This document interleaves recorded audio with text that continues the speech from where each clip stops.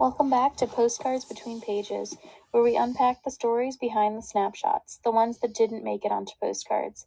I'm Kristen, and today's episode is a little different. It's not about the perfect trip, it's about the one that went sideways in the most Parisian way possible.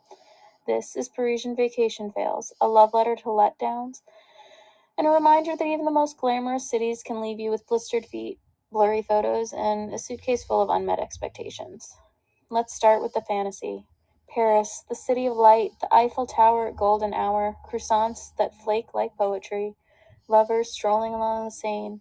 It's the stuff of postcards, Pinterest boards, and perfume ads. But what happens when the dream doesn't match the destination? Enter Paris syndrome, a real psychological condition first documented in the 1980s. It primarily affects tourists, especially from Japan, who arrive in Paris expecting cinematic romance and instead find graffiti, rude waiters, and overpriced coffee.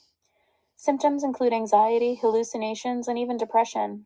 The Japanese embassy in Paris has protocols in place to help tourists recover from the shock. Yes, it's that real. Outside of clinical cases, many travelers experience a softer version of this disillusionment. A 2025 article in Paris Playbook notes that the city's romantic image often clashes with its urban reality: crowds, scams, and the occasional rat scurrying across a metro platform. In my own essay on my trip, I wrote, "Be prepared for overcrowding and not really getting to see much of what you're hoping for." Versailles, a blur of elbows and selfie sticks. The Eiffel Tower, a steel trap of overpriced tickets and long lines. And the Seine at night, less midnight in Paris, more midnight in mild panic. I was there for a wedding. I had packed my best dress, my most romantic notions, and a camera roll ready for Eiffel Tower magic. But Paris had other plans: rainy days, missed trains, a hotel room with a view of a brick wall.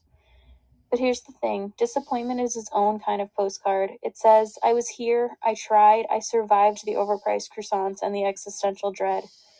Why do we build up certain places in our minds? Travel psychologists say it's a mix of media, marketing, and memory. We don't just book a trip, we book a fantasy.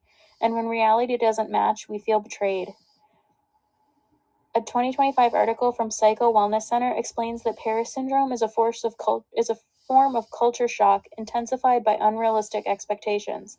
It's not just about the city. It's about the stories we tell ourselves before we even arrive. Social media plays a role too.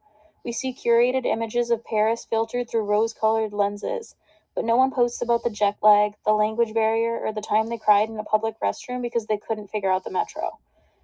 So what do we really bring home from a trip? Not just the photos, but the stories. The time you get lost trying to find a hidden gem restaurant and ended up eating a stale baguette on a park bench. The moment you realize the Arc de Triomphe has 3 lookalikes and you climbed the wrong one. These are the souvenirs that matter. They're the ones that make you laugh later, that turn into dinner party anecdotes and podcast episodes. They're the ones that remind you were brave enough to go and honest enough to admit that it wasn't perfect. So here's my postcard to you. Dear future traveler, don't fall for the Eiffel Tower trap. Don't pretend to know what you're doing. Don't feel bad if you miss something important. And above all, don't forget to enjoy it anyway.